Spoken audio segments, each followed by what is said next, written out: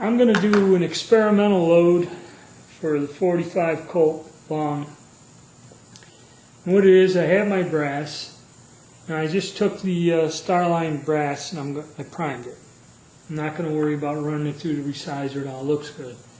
I have a pile of bullets, and what this is, this style bullet here is for the 45 automatic. It's a Seiko bullet mold. Used to make them years ago, sell them to people. I don't have the mold anymore, but I got a ton of these bullets, like about 800 of them. And packaged in these bags, sized lube.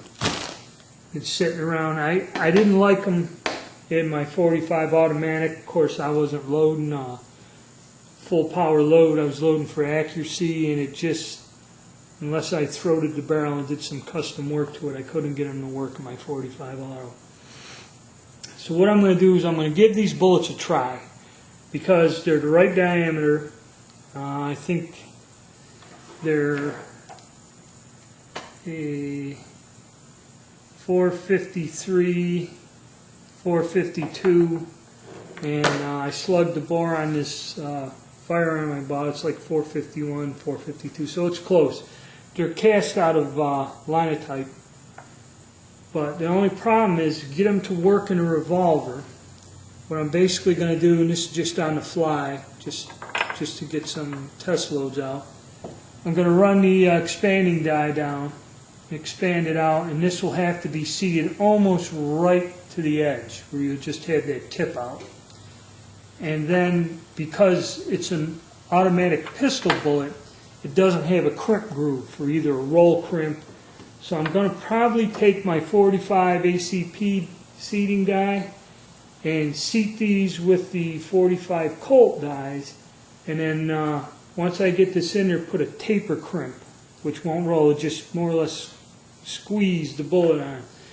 And the reason is, you always want to put some sort of crimp, especially in a large caliber revolver, because if you don't, the recoil can actually make the bullet jump forward. It'll stick out of the cylinder and jam the gun up.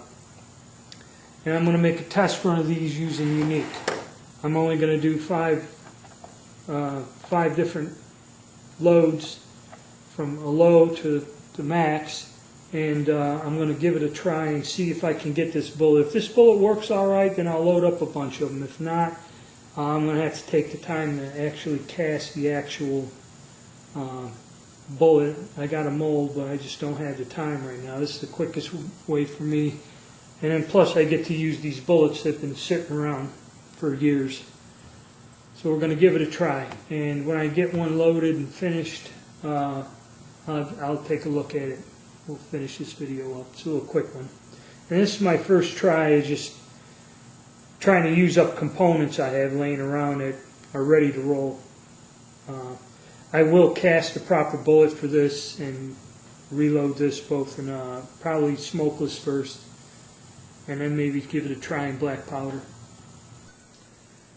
Okay, we got our 45 Colt, and we have our RCBS expansion die, or M die it's sometimes called, and we're flaring out the neck a little. And we get that to seat down in there a ways, so we can get a good start, and that's what we're looking for. Next step is to charge the cases, and we're using all our new equipment.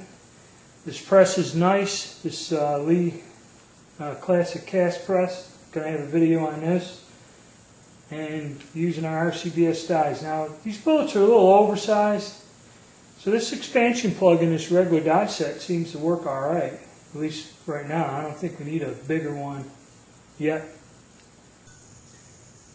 Okay, what I found out is using that bullet, when I seat that to get the proper overall length for the cartridge, when I run it up there,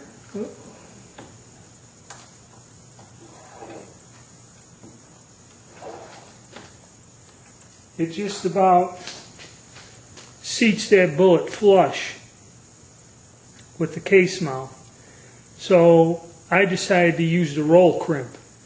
I put a little bit of a roll crimp on there. Got the proper length, 1 inch 600 thousandths.